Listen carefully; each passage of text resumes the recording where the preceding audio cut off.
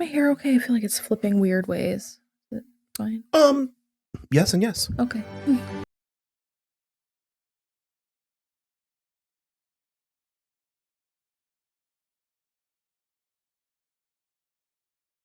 Everybody, I'm Will. And I'm Kristen. And this is So I'm Watching Bridgerton, Season 2, Episode 2. Off to the races. Cue Lana Del Rey. They did go to races. Mm-hmm. We have, who's the new cutie? Dan? Which cutie? The new Featherington? No. The young guy that was with... Lumley? Lumley. Okay. Who is Lumley? Nobody. He's new? He seems like a thing. He's like Lord Lumley. He's Okay. He's after Edwina. And clearly Kate approves. Yes. Well, someone called him kind of a dandy, and she was like, Right. I would call him gallant. Okay. Yeah. Okay. It felt like we'd heard that name before, so I thought he was maybe of more important than... Not so far. We'll see. Anthony is continuing his pursuit of Edwina. They have a decent amount of chemistry. Obviously, I know that what the show's actually building towards is him and Kate. Dadoy. I think it's cute though, because it's similar in the books that they have like a nice rapport and everything. But she is a pill. Kate. Okay. I agree. However, she basically went back and read all the back issues of Whistledown to learn about Anthony, and he is a rake. He is like not a good guy. And she literally heard him saying, I will never be in love with my wife. She is there for me to continue the Bridgerton line only. And which I really liked. Obviously, yes, she overheard that. But I did like the scene where she was explaining why she didn't like him. Mm-hmm. And it was cutting to him and his brother, Benedict. Yeah. Getting like shaved. Yeah. And Anthony he clarifies where he was like, it's because I love my family so much that I have implemented this guideline in me. And I mean, obviously that's subtext that they're going for, but I appreciated the text. Yeah. It's also, I'm interested. I based on the title of the next episode, I have a feeling we're going to find out the real reason he's trying to get married in the next episode. There is a reason, more like personal and like behind the scenes reason why he's trying to get married. And I think we're going to find it out. I am very interested how they're going to play it, because at this point, he just seems sort of like a psychopath. It's like, and she seems equally like a sociopath. So it's like very funny watching them interact together, because it's as if there's no life behind either one of their eyes, but in different ways. It's so calculated. Yeah, it's so funny. I love watching it. And I'll be honest, I didn't love Anthony in season 1 because he was such a cockblock to Daphne. And then I really didn't like his whole vibe. Karma. Yeah, cockblock. And then I didn't love his whole vibe with the opera singer, because that was something that they concocted for the television show only. And so it just all sort of felt like extra in a way that was feeling forced into the show. So I do like being able to see Jonathan Bailey flex some different muscles than just like annoying cockblock and like lovesick idiot for the opera singer who, you can never marry this opera singer. I don't know what you think you're like achieving by extending this thing, but I'm very excited moving forward to see where we're going. So what exactly is the Queen's gambit with Edwina? Her and Lady Danbury have like hatched some scheme. Well, the Queen only, but Lady Danbury knows about it. Basically, because Edwina was not there last season, and now the Queen has chosen her as the diamond, she thinks that she's got some sway with Edwina, so she can get her basically to unearth Whistledown unintentionally. How? Just by tracing the gossip? Essentially, yes. Okay. Yeah. Kind of like that scene in Game of Thrones and like season 2. Yeah. So basically she has all those cards of the like little prints of the women, of the girls at the end. And she's like, it's got to be one of these. They're the only ones that have talked to Edwina in the last like week. And we obviously, at this point, most people have figured out that Lady Whistledown is a member of the Ton. Yeah. The Ton. We picked back up with Benedict, kind of his plot from season 1, where he is still artisting around, and he's joined a gentleman's club where they do art. Okay. All right, that's the thing, is that I am down for one of these Bridgertons to be gay, and I am super down for it to be Benedict. I just don't think it's going to happen. We'll see. I mean... Guess we'll see.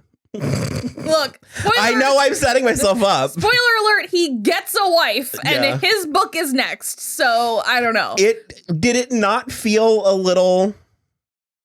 The club? Mm-hmm. Okay, no, because Will is married to a woman. That's not Will's intention, at least. Will's the boxer who opened this new gentleman's club. So I like that. I like that they kept him because he was another piece that I felt was sort of shoehorned into season 1, but I like that they kept him and then he keeps going and then he's opening this gentleman's club and that Benedict is actually like interested. I'm just going to imprint a whole ton of subtext and then be violently shocked like Pikachu when it doesn't happen. I'm not saying he's not going to kiss a boy. I'm saying I don't. And maybe like it. I just don't. I don't know how they're going to make a Benedict season if they throw his entire book out. That is my only Change point. it from a girl to a boy. I mean, I agree. I would love for that to happen. You said in the book Kate's not from India. I mean, they're making changes too. Yeah, but there's no gayness to be like. Then it's not allowed in the show. It's not, and in the time period, it's not allowed. I think if it were going to, there would be people in the background that were gay, like out in society and gay. I can say this about Benedict is that he is the only one whose ass is wearing those fencing pants. The fencing pants were wearing the asses of the other 2 Bridgerton boys. Well, sure. I was going to say that they ended up throwing a party for Edwina for all the men to come parade around in front of her. It was paltry. Literally like peacocks. It was a little bit. Their talents left a lot to be desired. I too can swing a disc on a string like this. Well, you were particularly put out by Anthony coming in, a 30-year-old man attempting to, what is it called? He's faking sincerity. So here, first thing, he rushes into Will's club to get Benedict because he's and then Benedict is trying to explain to him about poetry. First of all, Anthony went to Oxford and Benedict went to Cambridge. Those are equally good schools, in my opinion. And they both went to Eton or whatever. So they are equally educated. The fact that Anthony doesn't know anything about poetry is laughable, in my opinion. But Benedict is more artsy, so it makes sense in that way. So he's trying to ask him about poetry and what he should say and all of this. And he starts quoting Lord Byron, who Benedict is this is shitty and you should feel shitty about it. And that part is all hilarious. Then he rattles off this beautiful thing about how when you're in love with a woman, it's this and that and the other. So he basically makes Benedict write that down for him so he can read it off a piece of paper. And then, I don't know, it felt calculated to me because he was oh, I can't. These are not my words. And I don't Natasha Bedingfield over here. I don't feel like it was real. Because I was going to say he started to go into a slam poetry. It just... It was kind of slam. We should have got some bongos and some ooh, yeah. It was a lot. And Kate, is there more to her whole deal or is it just... Well, she wants... Her and Lady Danbury had a big conversation and I was just sort of we already know all this. Sure. I agree with that. They're kind of retreading a little bit, but she wants Edwina to have a love match, which is rare, except for every Bridgerton sibling gets a love match, just FYI.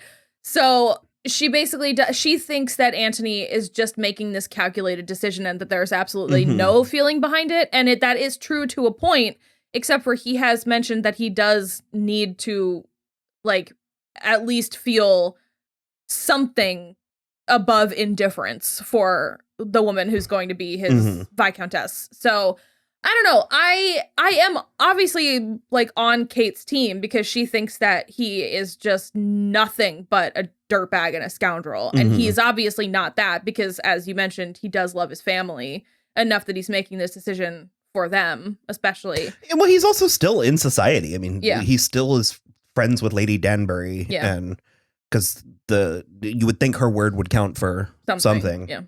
But we did get Colin back. Penelope is throwing herself at him, and he is throwing her face down on the ground. He's not. He friend zoned her three separate ways. She is definitely friend zoned. I feel like he's not being quite that mean about it. No, he's not being. No, is that not the worst part? It's almost a little worse that he's not being mean about it. She's really going for it. And she's really going for the Lady Whistledown thing too, as is Eloise. Yeah. So Eloise was right. That was the printer. It was the print shop. And because Penelope is now just gaslighting Eloise at every turn. It's dicey. She's in a dicey spot. But okay, here's the thing too. Kind of a spoiler alert. Nobody ever finds out. Yeah, but that's the books. You do this every time. I know. I'm just like, I the reason I get so into it is because I'm so curious what they're gonna do that's different. I think Eloise might find out. They're hitting it really hard. I don't know how I feel about that. Because, well, Eloise, like I said, found the printer and had a meet cute.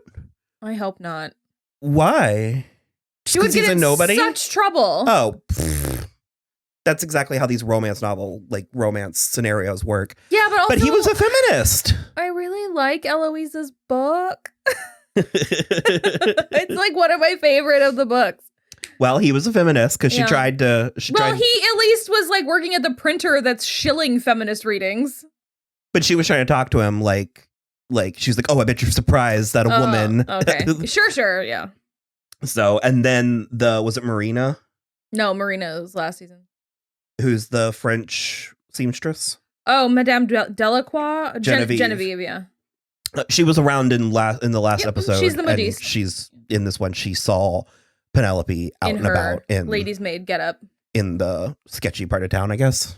The work. It's like the workers part of town because she was going to buy a K for the printer, so that Eloise wouldn't figure out. One of the Featherington girls got married. Philippa. Okay. Yeah, Philippa got married to Mr. Finch. That was going on last season too. And then it's Theo Sharp who's the new Lord Featherington. No, his name was Rupert Young. So Jack is the new Lord Featherington. Yeah, cousin Jack. Yeah. He is apparently. Is he courting Cressida or? I mean, he bought her a fancy necklace, so I guess. Okay. I don't know, man. We didn't see it though. We just saw Portia questioning them about it. It was odd. The last thing that Prudence and Penelope needs is Cressida as a stepmother. Or not even stepmother. Yeah, God, I didn't even think about that. Someone who's overseeing their marriage prospects. So I think that's mostly it for that.